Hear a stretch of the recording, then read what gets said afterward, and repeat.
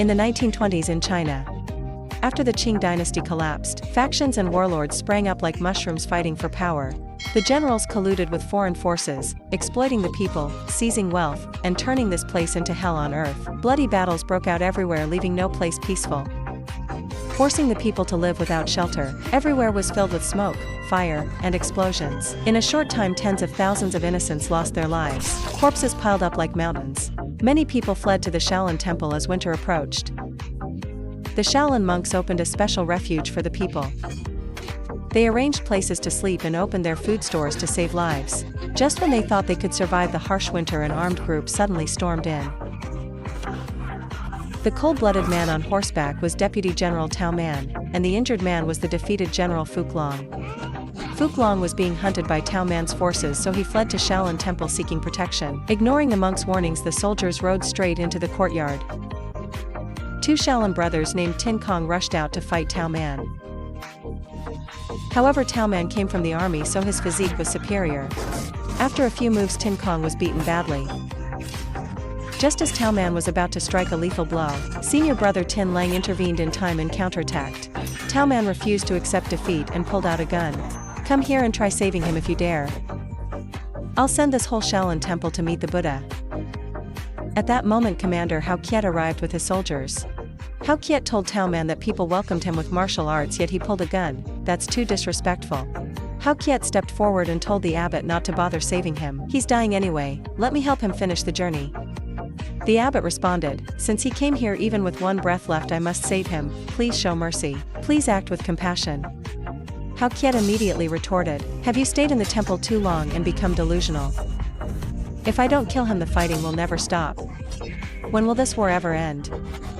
At that moment, Fuklong surrendered, saying all of Dangfang City and his family's assets would be given to Hao Qiet. He then handed over a treasure map to exchange for his life. Everyone thought Hao Qiet would spare this miserable man. But unexpectedly, he suddenly fired, killing Fuklong instantly. The monks formed a line to protect the abbot. But the abbot told them to step back.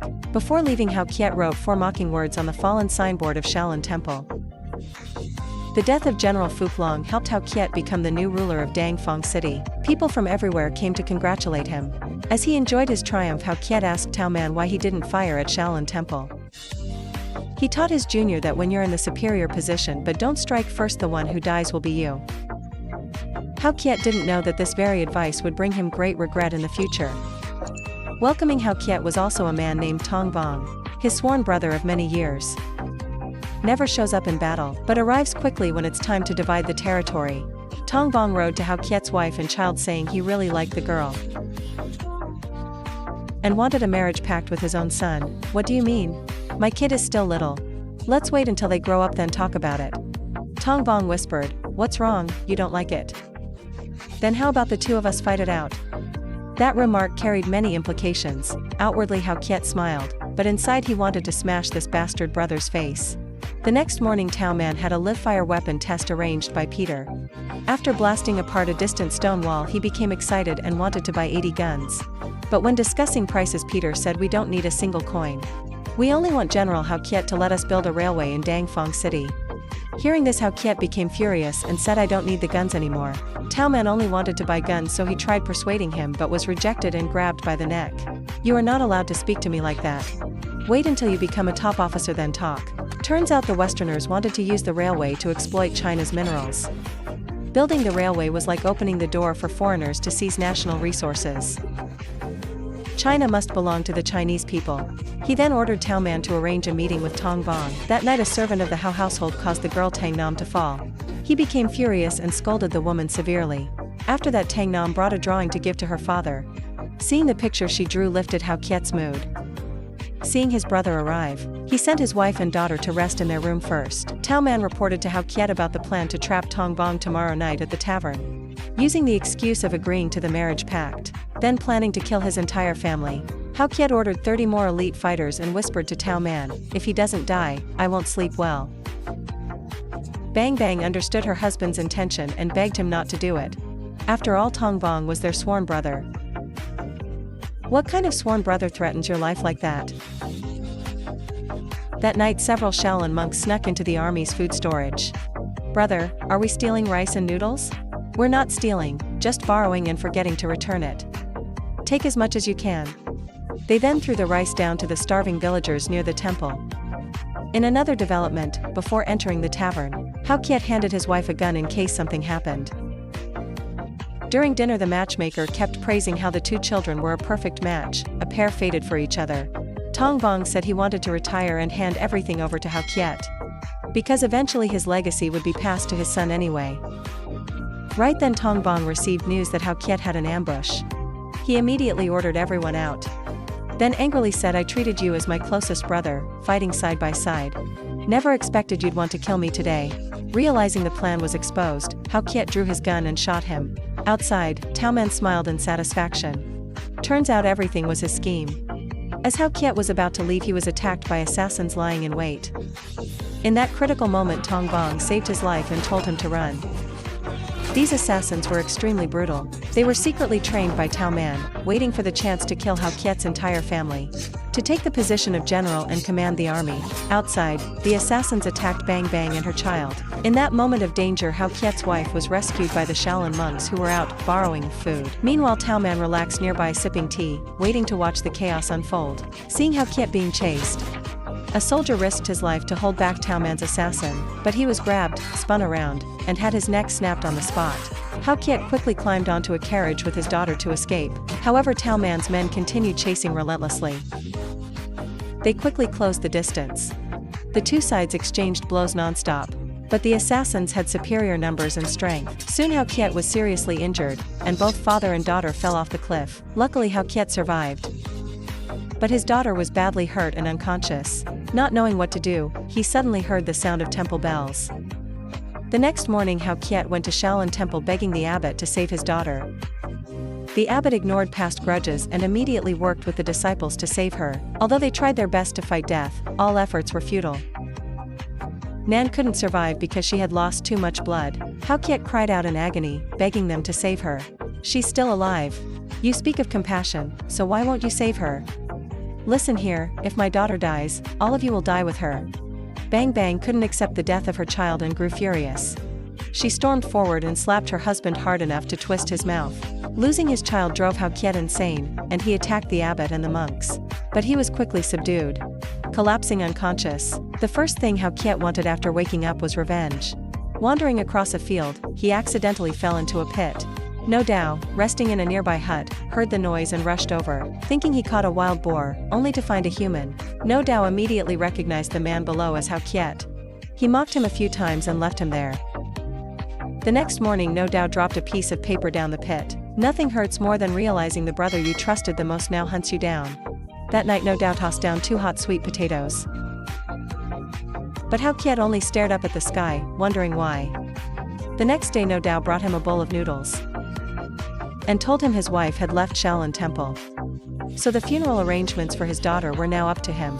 And the abbot asked whether he preferred burial or cremation. Hao Kiet ate while crying in agony. Meanwhile Tao Man ordered his men to eliminate everyone close to Hao Kiet. A soldier told Tao Man that when he was being chased, the general saved him. How could he repay kindness with betrayal? Kindness? Brother, what kindness? He didn't save me, he used me. He knew my abilities, that's why he needed me. Guess why I betrayed him? Hearing that, the soldier lunged at him.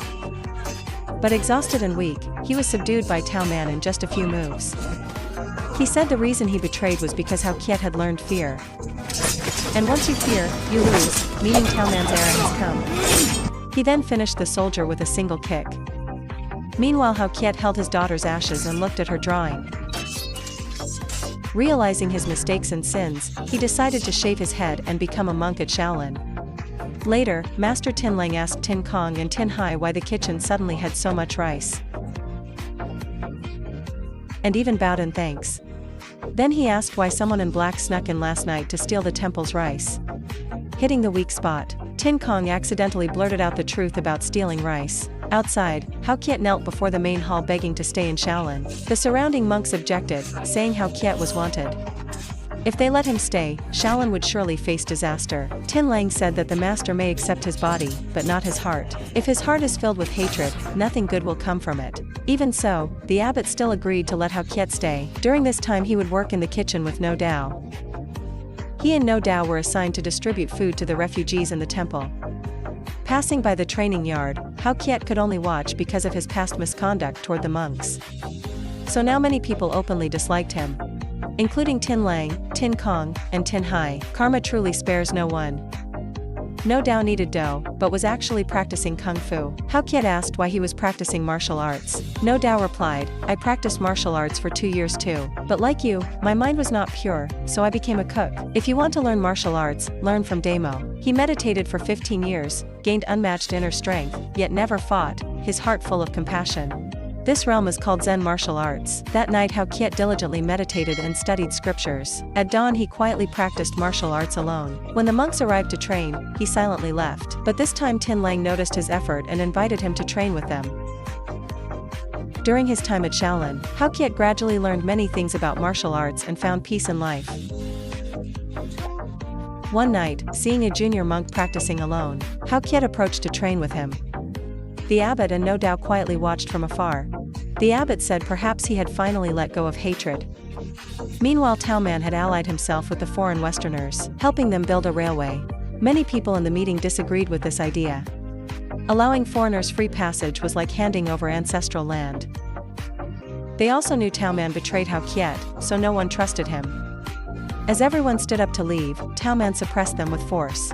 Anyone who disagreed was threatened with the lives of their families, forcing all warlord leaders to submit to him. While Hao Qiet and Tin Lang were distributing food, they discovered Tao Man's men abducting young men to build the railway. Yet none of them ever returned. Hao Qiet entered a forest and saw Tao Man's men burying numerous bodies. He asked why they had killed so many people. The soldier recognized Commander Hao Qiet and trembled, saying it was Tao Man's order. Then he fled. Villagers, seeing Commander Hao Qiet, told him everything. Turns out Tao Man deceived people about building the railway, but in reality he helped Westerners steal national treasures in exchange for cannons and ammunition. They called it civilization, but all they brought was destruction and robbery. Go to the museums now and you'll see plenty of Chinese relics over there. To prevent exposure, Tao Man locked everyone up, then used guns to kill them all to silence the witnesses. Currently many people were still imprisoned in his mansion, and once the job was done tomorrow, they would all be executed. Hao Qiet loaded the corpses onto a cart and brought them back to the village. Villagers rushed to check whether their loved ones were among them. Heartbroken, Hao Qiet turned away and left. After learning that Hao Qiet was still alive, Tao Man immediately led troops to Shaolin to capture him. Seeing this, Hao Qiet came up with a plan: lure the tiger away from the mountain. He would meet Tao Man face to face while others went to rescue the imprisoned villagers. As soon as they arrived, Tao Man's assassins attacked the monks. Upon meeting, Hao Qiet immediately slapped him. This slap is for my daughter, Amitba. I knew someone like you wouldn't die so easily. The general missed you very much. Worried I wasn't dead, so you couldn't sleep, right? Hao Qiet asked Tao Man if he could spare him in Shaolin Temple. But Tao Man said, you once taught me. If you gain the upper hand but don't strike, the one who dies will be you. Then he ordered the soldiers to tie up the abbot and take Hao Qiet away with him. At the station yard, the Westerners were checking the treasures and preparing to transport them to Zhengzhou. On the rooftop, the three brothers Tin Lang successfully infiltrated. They saw villagers being shackled and escorted inside. Meanwhile Tao Man and Hao Qiet were chatting. The insolent younger brother kept bragging about his achievements, but having been apart for so long, Tao Man became a bit emotional. He slapped Hao Qiet and cursed, "Are you pretending to be compassionate? I'm toying with you, let's see how you play with me." Then he ordered his men to bring Hao Qiet's wife. Tao Man grabbed Bingbing by the hair and dragged her out. Seeing his wife tortured by that bastard Tao Man, Hao Qiet painfully stepped forward and said, "I once thought I was mighty. I thought I could protect my family, but I ended up harming you and our child." At that moment, when the soldiers were about to execute the prisoners, Tin Kong used fire to burn the carriage. All the soldiers inside rushed out to check. Taking advantage of the weakened prison guards, Tin Lang and his brothers snuck in, knocked out the guards, and rescued the people. And so the Shaolin monks and the soldiers clashed fiercely. The scene became chaotic. Tao Man held Bingbing's head tightly. "You've seen your daughter die. Now I'll let you watch your wife die." Then he cruelly threw Bingbing into a water jar to drown her. Hao Qiet tried to save his wife but was held down by two soldiers. A soldier ran in to report that the Shaolin monks had taken the national treasure and freed the prisoners. Tao Man had no choice but to lead his troops to deal with the monks. Hao Qiet immediately rushed to pull his wife out. Outside, Tin Lang was fighting Tao Man's assassin, using the barbed wire nets. He twisted his neck and kicked, sending the assassin flying into the barbed wire to his death. Tin Lang quickly ran up, but was kicked in the head by another assassin and fell to the ground. This assassin was highly skilled and took down several monks in a row. Tin Lang risked his life to get all his brothers out, then used his body to block the doorway. Tao Man and his troops soon arrived. Furious, he slashed Tin Lang repeatedly with 2 knives, then delivered a fatal stab straight through him. The abbot was hung outside Shaolin Temple by Tao Man. The young monks fearlessly marched forward carrying steamed buns despite the gunfire. Please show mercy so we can save the abbot. Consider it an act of virtue. The soldiers realized their mistake and agreed, but they were suddenly shot dead by the commander. The young monks and the vicious soldiers then charged into battle. No Dao was surrounded by several sword-wielding men. "Don't fight me, I don't know martial arts." He said that, but his broom still struck every hit cleanly. He even herded the enemies like herding ducks. After rescuing the abbot, No Dao used his donating kung fu to finish the assassins. Meanwhile, the rescued villagers returned to Shaolin Temple. At last, they were reunited with their families. Inside the temple, the abbot said Tin Lang's sacrifice was worthy and no one should blame themselves. He then told the villagers to evacuate elsewhere, because this place was no longer safe. Tao Man would definitely bring troops here. Just as he finished speaking, Tao Man's forces swarmed in to attack Shaolin Temple. As soon as they rushed in, the monks pulled the ropes, making them fall and die on the spot. After that, they risked their lives throwing homemade firebombs. And just like that, a bloody battle unfolded. Inside the temple, Hao Qiat and Tao Man were also fighting non-stop. The two charged at each other in a fierce duel. Having just learned Shaolin Kung Fu, Hao Qiat beat the insolent younger brother half dead. But unexpectedly, Tao Man pretended to surrender, then took advantage of Hao Qiat's carelessness and stabbed him mercilessly. Outside Shaolin Temple, Peter and his troops had positioned hundreds of cannons outside. He ordered them to fire and kill everyone inside. This is the fate of those who worship foreigners and betray their own people. Once you lose your value, they'll take everything from you. Tin Kong was heavily injured by the assassin, but he still chose to sacrifice himself to die together with that wicked man. Outside, the cannons kept firing, causing Tao Man's soldiers and the monks to fall one after another. Tin Hai was shot dead while saving a child. The abbot firmly stayed behind to block the enemy's advance. He fought the soldiers alone. But no matter how great his martial arts were, before the gun barrels, all beings are equal. The cannon fire reached the place where Hao Qiat and Tao Man were. Blasting them away, Tao Man fell, but Hao Qiat still risked his life to save him. To the very end, Hao Qiat insisted on sacrificing himself to shield Tao Man from the falling beam. Only then did Tao Man finally come to his senses. Everything happened because of his own ambition. But it was far too late. The foreigners would never forgive him just because they had cooperated. Tao Man tried with all his strength to lift the beam but couldn't. A cannon shell exploded nearby, creating a force that sent Hao Qiat into the hands of the Buddha statue. Half of Hao Qiat's life was spent in glory, creating chaos everywhere. But in the latter half, he saw through the world's illusions and entered Buddhism. Perhaps this was his best path of redemption. Outside, many monks rushed out from the bushes, swords in hand, slaughtering all the soldiers. Tao Man, broken and barely standing, looked at the ruins he caused and cried. He regretted chasing so-called ambition, betraying his elder brother, but in the end, gaining nothing. On the road of escape, No Dao and the others looked back at Shaolin Temple in sorrow. Bingbing held her daughter's ashes and cried, knowing her husband surely didn't survive. This movie wants to say that brothers in the same family shouldn't let outsiders sow discord. Because when you fight each other, they're the ones who sit back, laugh, and benefit. Goodbye and see you next time.